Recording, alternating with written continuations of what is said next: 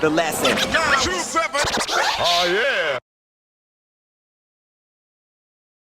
You know, talking 03, which being the first time that you win nationals, to get a bit of perspective on it, because, you know, 03, 02, 03, Lyrical Commission Drop Stage is set. Yeah. And so, and at that time, that album was the pinnacle. Yeah. You know, and LC was the pinnacle. Yeah. Still one of the underground classics from this country.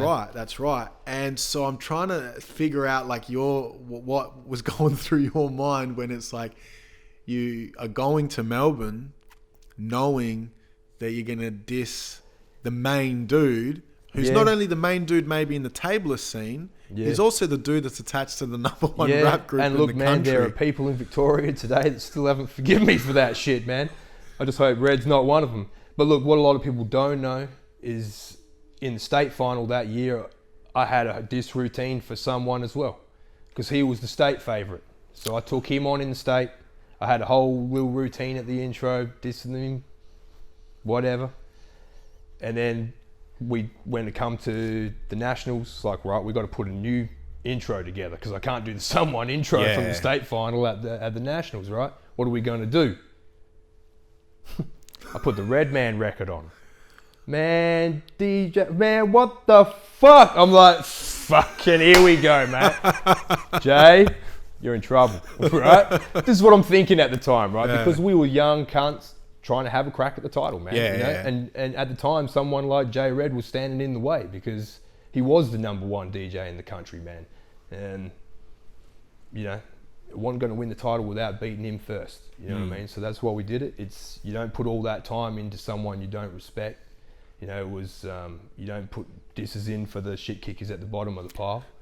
You know, so that's what it was all about. It was trying to take on the best and see where I stood. You know what I mean?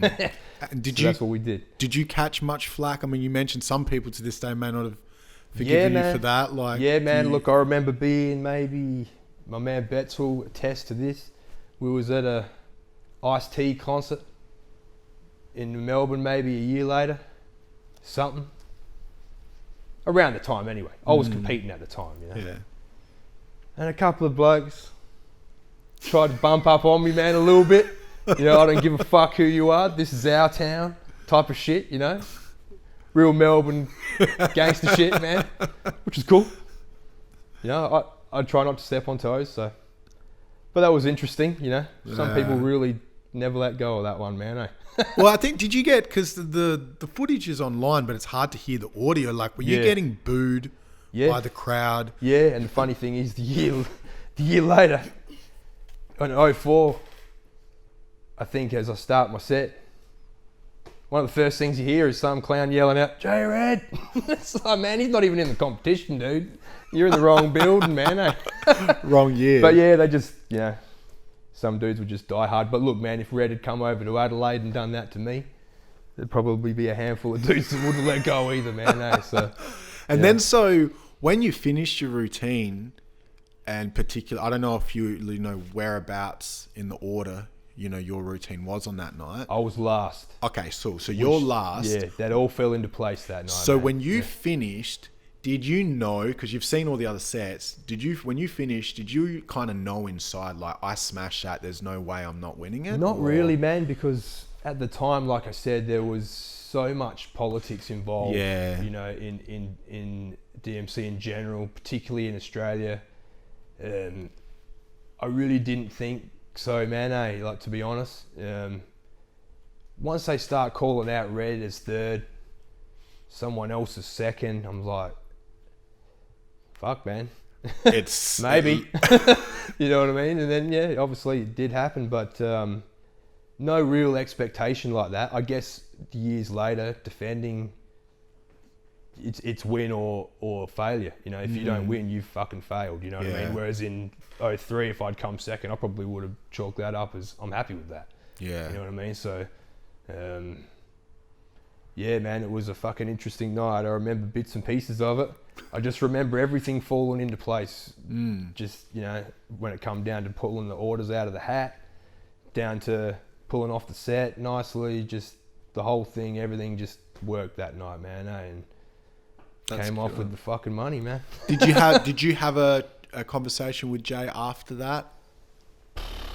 To be honest, man, I don't remember after that, man. Everything's a bit of a fucking blur. It's a while ago. Yeah, and look, that you know, it was, everything was sinking in. I mean, DMC was still a big deal back then. Yeah, man, you know, it was huge. There was thousands of people at that jam.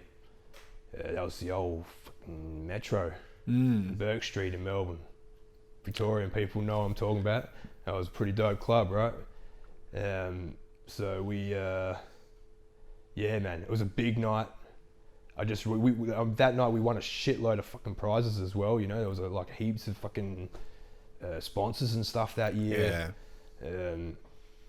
So it was all just a bit of a fucking blur, man. I had people coming. I had a lot of crew come over from Adelaide, came over that year. The Hoods were on the bill that year, so there was a lot of Adelaide crew in the house. You know, they're all coming up, mate, you just fucking won, you blah, blah. And I just remember none of it sinking in at the time, man. Yeah. You know? It probably only really sunk in after the World Final, when I fucking was sitting in Amsterdam. And it all really hit me, man. You know, like, fuck, this is what we just been doing, man. You know what I mean? So, yeah, it was a bit of a wild ride there that year, man, for a while, you know.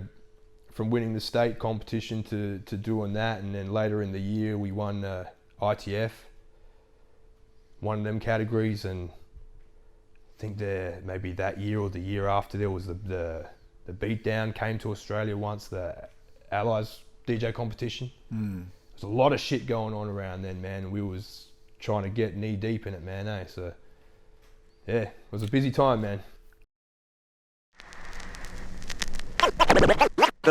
The last 2-7. Oh yeah.